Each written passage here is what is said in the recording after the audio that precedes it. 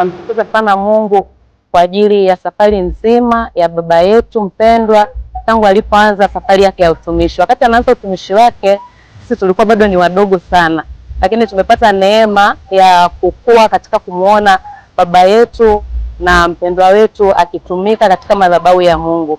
Na kwa hakika imekuwa ni jambo jema sana na la furaha kuona leo akiwa hai anahitimisha kwa maana ya kufikisha miaka 60 ya utumishi wake.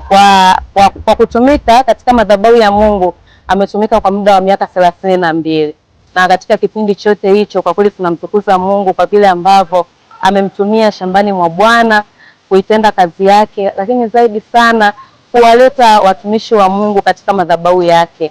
Na kwa kweli tunashuhudia sisi kama familia, sisi kama watoto wake, lakini pia kama waumini wake wa nyumbani, tunashuhudia hakika imekuwa ni huduma njema sana.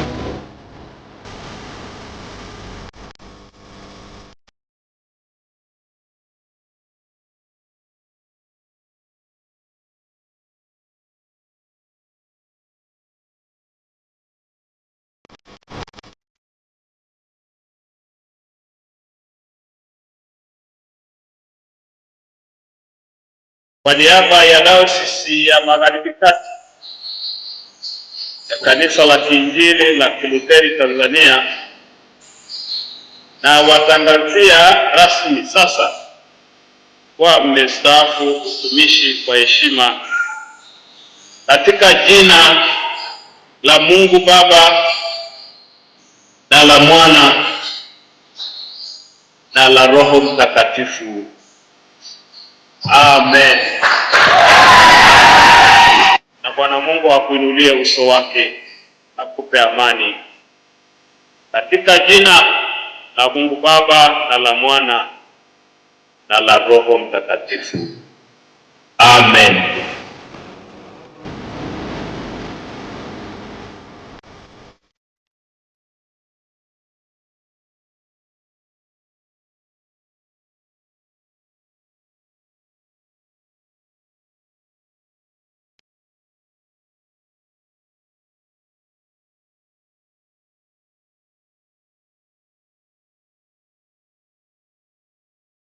Kiukweli yako mambo ya furaha, lakini yako mambo pia magumu ambayo yameshawahi kutokea, ambayo yanakuwa yameweka historia, kwa maana ya kwamba kipindi fulani alikuwa akiondoka nyumbani anapotelea mapolini kwenda kutafuta mitaa, lakini pia kwenda kuhudumia mitaa mbalimbali.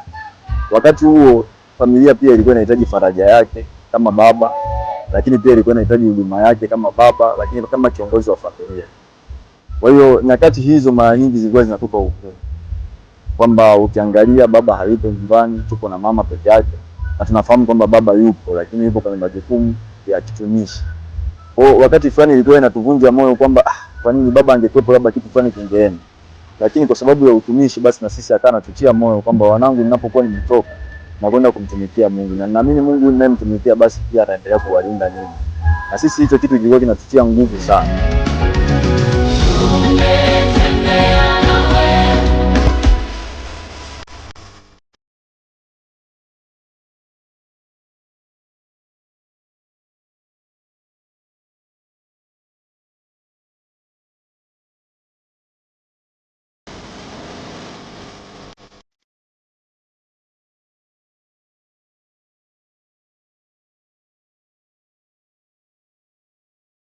Historia ya mchungaji Eliud William Nyanzali.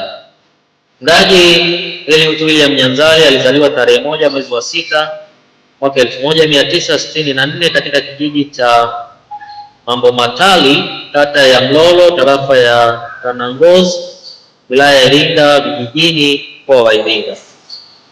Mchungaji William Eliud Nyanzali mwaka 1966 alipata ubatizo katika kanisa la Moravian Catholic Dango cha Katenge huko Mgama, Iringa vijijini.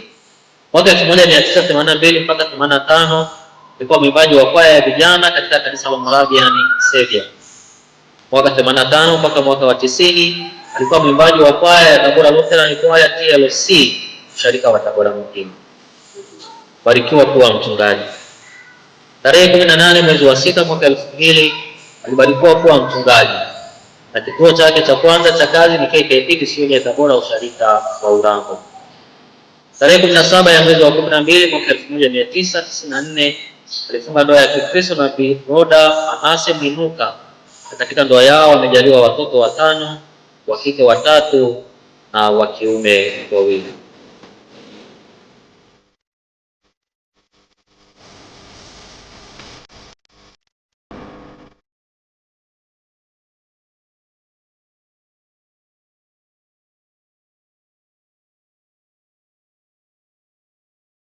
Katika utumishi wenu mmepata baraka nyingi, lakini pia mmepata changamoto na upya pia. Mara nyingine mlikumbana na masuala mazito na ugumu wa mazingira mlipokuwa mnatetea kweli ya Injili. Mara nyingi mlijitoa kwa hali na mali kwa ajili ya kazi ya Bwana. Na wakumbusha kwamba bado dayosisi hii, jimbo na sharika mnazotunza kiroho, nasi sote pamoja tunao uhakika kwamba tutaendelea kuwa watumishi wema wa Kristo, tashauri na kuelekeza, hata kupanga na kutekeleza yahusuyo imani, uchumi na huduma za huruma na za maendeleo kwa jamii.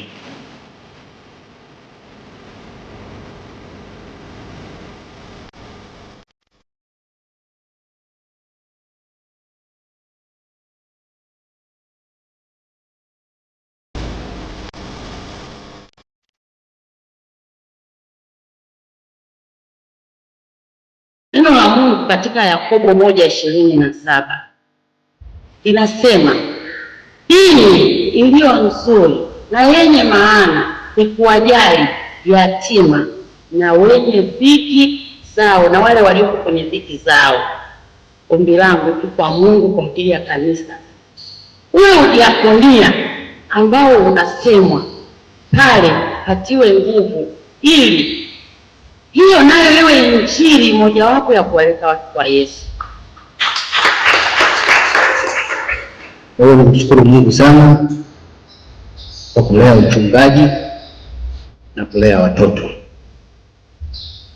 Tunaomba tunapostaafu muendelee kushika mkono na kutunza, kwa sababu najua kishazeeka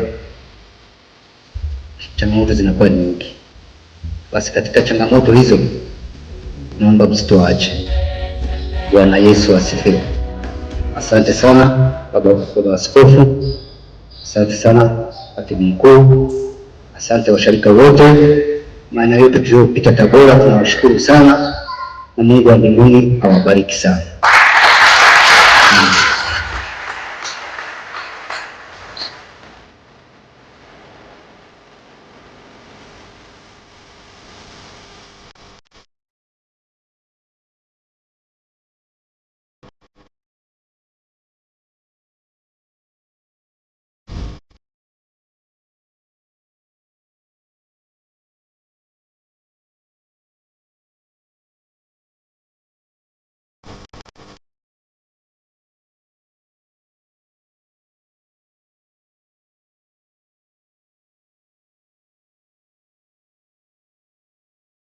Ninamshukuru Mungu kwa sababu watoto wote tulio katika familia yetu tunatumika katika madhabahu ya Mungu kwa namna tofauti.